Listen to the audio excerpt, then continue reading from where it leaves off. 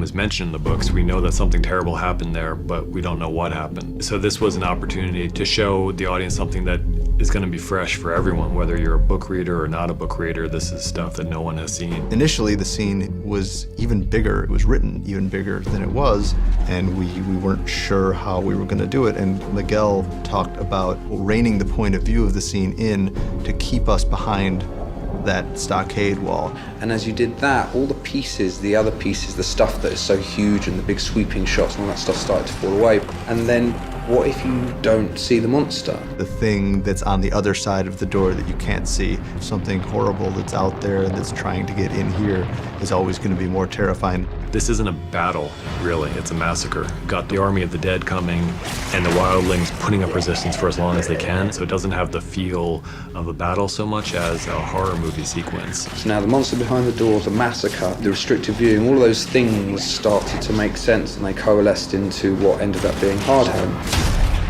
Logs came in to build this enormous palisade, about 300 foot in length, about 18 feet high. We build it for real because the action is almost for real. It takes a lot of pounding.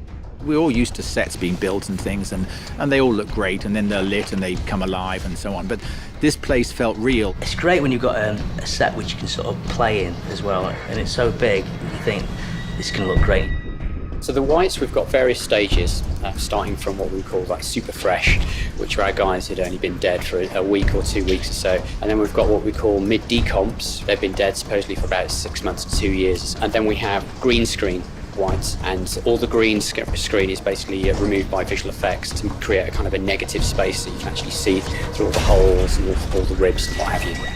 We brought in 220 extras, and then we taught them how to do a sword fight and cherry-picked our favourites. We did a game which was quite fun, where we put them against opposite each other, and I said to them, when I yell action, I want you to take them down. And, you know, and everyone got all excited. The whole premise of the whites is they are relentless killing machines that have one purpose, and that's to travel from A to B and kill everything in their path. When we were shooting it, it was chaos. You can't fake chaos. And it's hundreds of people just running against you. It's a lot of mayhem going on, a lot of violence and people trying to survive, basically. And the extras were just phenomenal. They just got into it, and it made it so much easier for us. The extras are some of the most hard-working, brilliant background actors I've ever had the pleasure of working with. And they give it their all, and it's what makes a scene like this work. We have to bring in a crane so we can roll a boat over with 15 stunt guys on it into the lake, which is freezing. So rather them than me. Somebody said, I wonder how deep it is. I can't swim. Like I say, they're the marine guys there, but we're thinking they're gonna have to be good, because if we go over and we've got the sword and the cloaks, but they were on the ball.